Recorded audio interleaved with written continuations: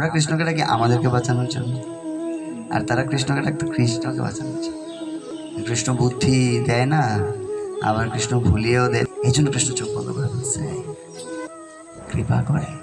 ওহো বকিমিয় স্তনকালকূটম যে গাংশয়া উপয়ামি অপি অসাধভি লেভে গতিম ধাত্রী উচিতাম ততন্নম কম্বা দয়ালো শরণম ব্রজেত। পুতনা রাক্ষসী যখন কৃষ্ণকে মারতে আসছে, সেই সময়ে পুতনা রাক্ষসী বুঝতে পারছিল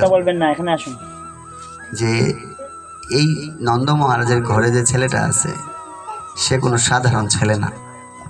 এসে বুঝছে যে এটা এই ছেলেটা, আমি অনেকগুলো ছেলে মেয়েকে মারছি অলরেডি, প্রায় কয়েক হাজার ছেলে মেয়েদেরকে ইতিমধ্যেই পিচ্ছি যারা কিছুদিনের মধ্যে জন্ম হয়েছে ছোট ছোট বাচ্চাদের সে মেরে ফেলছে, মেরে রক্ত খাইছে বাচ্চাদের।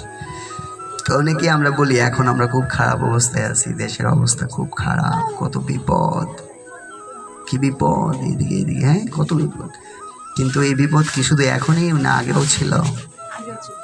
আগে ছিল, বেশি না কম ছিল?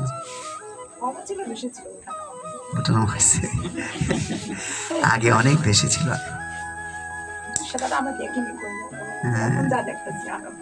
কিন্তু এখন আমরা দেখেছি, কিন্তু আগে আরো বেশি সমস্যা ছিল। ইভেন যখন কৃষ্ণের সাথে বৃন্দাবনে ব্রজবাসীরা ছিল, তাদের প্রতিদিন বড় বড় বিপদ হইত, প্রতিদিন প্রতিদিন বড় বড় অসুররা আসতো তাদের কাছে এবং আইসা বিশাল উৎপাত করত।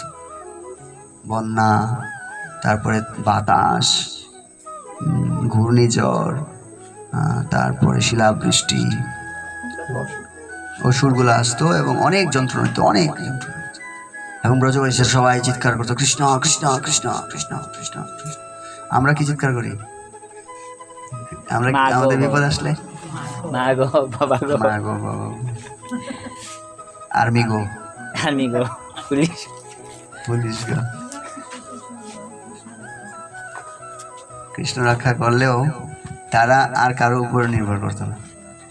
আমরা কৃষ্ণের পাশাপাশি আমাদের নিজেদেরও চেষ্টা করি, কিন্তু তারা কোনো চেষ্টা করতো না। তারা নিজে বাঁচার জন্য কোনো চেষ্টা করতো না, তারা সবাই কৃষ্ণকে বাঁচানোর চেষ্টা করতো। এবং কৃষ্ণের বিপদে আসলে সবাই চিন্তা করতো যে আমি মরলে অসুবিধা নেই, কৃষ্ণ যাতে সেফ থাকে। এই জন্য সবাই কৃষ্ণের দিকে যাইতো এবং কৃষ্ণকে বাঁচাতো। তো তাদের লেভেলটা আমাদের লেভেলটা অনেক দূরে। আমরা কৃষ্ণকে ডাকি আমাদেরকে বাঁচানোর জন্য, আর তারা কৃষ্ণকে ডাকতো কৃষ্ণকে বাঁচানোর জন্য। এই হচ্ছে ব্রজবাসীদের মনোভাবের সাথে আমাদের মনোভাবের পার্থক্য।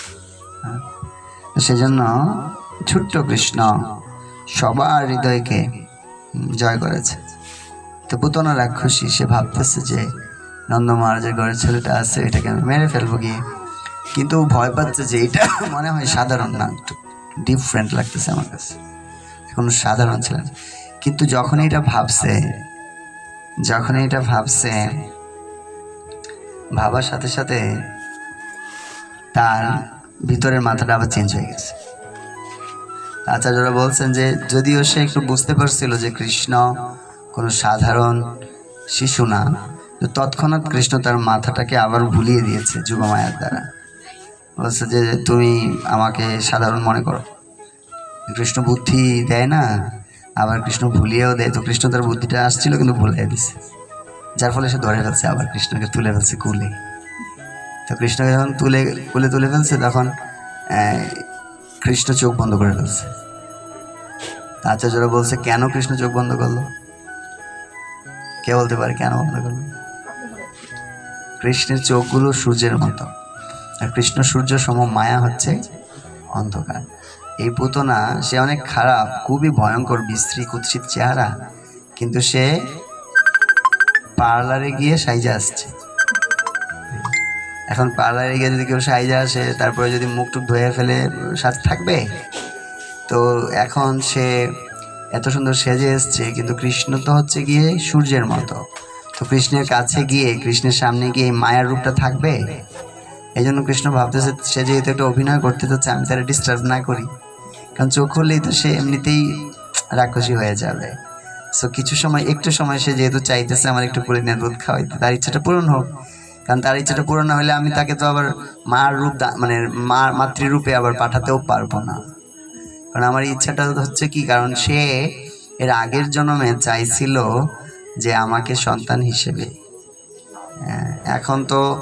এখন যদি আমি আগেই যদি সমস্যা করে ফেলি, তাহলে তো সে আমার কোলেও নেবে না, স্তনও খাওয়াবে না, আর সে খাওয়াবে বিষ আমাকে মূলত। কিন্তু বিষ খাওয়ালেও আমি তো বিষ খাবো না, আমি তো তার স্তনেই খাবো, এবং আমি তো তাকে মা রূপেই দেখবো, এবং আমি তাকে বৈকুণ্ঠে মাতৃপদে দান করব। কিন্তু এই জন্য আমার তো পুরো প্ল্যান চেঞ্জ হয়ে যাবে, এই জন্য তারও কৃপা করতে পারবো না আমি। এই জন্য কৃষ্ণ চোখ বন্ধ করে ফেলছে। কৃপা করে কৃষ্ণ চোখ বন্ধ করে, কৃষ্ণ চাইলেই সে হচ্ছে গিয়ে আগেই হচ্ছে গিয়ে পুরে ভস্ম হয়ে যেত। এই জন্য শাস্ত্রে একটা শ্লোক আছে অনেক সুন্দর, ওহো বকিমিয় স্তনকালকূটম জিঘাংসয়া উপয়ামি অপি অসাধ্বি লেভে গতিম ধাত্রী উচিতাম ততন্নম কম্বা দয়ালো শরণম ব্রজেত। বলছে অহো বকিমিয় স্তনকালকূটম। বকি মানে হচ্ছে, হ্যাঁ, এরা 3 ভাই বোন ছিল, পুতনা, অগাসুর আর হচ্ছে বকাসুর। সেই জন্য তারে বকি বলতো। হ্যাঁ, তো ওহ বকিমিয় স্তনকালকূটম। তো তাদের বংশে 3 জনেই আর কি কৃষ্ণকে মারার চেষ্টা করছে, পুরা বংশ চুইরা। তো সে যখন আসছে মারতে, তখন সে তার স্তনের মধ্যে দুধের পরিবর্তে বিষ মিশিয়ে নিয়ে এসছে। যার ফলে এই বিষ মিশিয়ে যখন নিয়ে এসছে, তখন সেই বিষটা কৃষ্ণ পান করছে। কিন্তু কৃষ্ণের কাছে বিষ তো আর বিষ থাকে না, কারণ সব কিছুই কৃষ্ণকে সেবা করতে চায়। বিষ কৃষ্ণ সেবায় লাগে না, সো বিষও হচ্ছে গিয়ে অমৃত হয়ে যাবে। সেই জন্য কৃষ্ণ তো বিষ পান করেনি। উপরন্তু কৃষ্ণ এরকম প্রবাদ বলছেন যে যখন সে শুষে নিল এরকম করে, তো তখন সে আসলে পুতনার প্রাণবায়ুকে শুষে নিল। আর যখন সে এরকম তার প্রাণটাকে শুষে নিল, তখন পুতনা চিৎকার করতে লাগলো, বাঁচাও বাঁচাও বাঁচাও বাঁচাও। তখন সে তার ওই যে রূপ আছে, বিভৎস রূপ, যেটা রাক্ষসী রূপ, সেটা প্রকাশ পেল। এবং যেহেতু তার স্তনের মধ্যে কৃষ্ণ স্পর্শ করেছিল এবং কৃষ্ণ তার স্তনের উপরে খেলা করেছিল, এই জন্য তার দেহটা চিন্ময় হয়ে গিয়েছিল। এই জন্য পুতনার দেহটাকে একসাথে পুরানো সম্ভব হয় নাই, সেটা কেটে কেটে কেটে কেটে পুড়িয়েছিল, এবং সেখান থেকে সুগন্ধ বের হয়েছিল। পুরো সুগন্ধে মোহিত হয়ে গিয়েছিল বৃন্দাবন।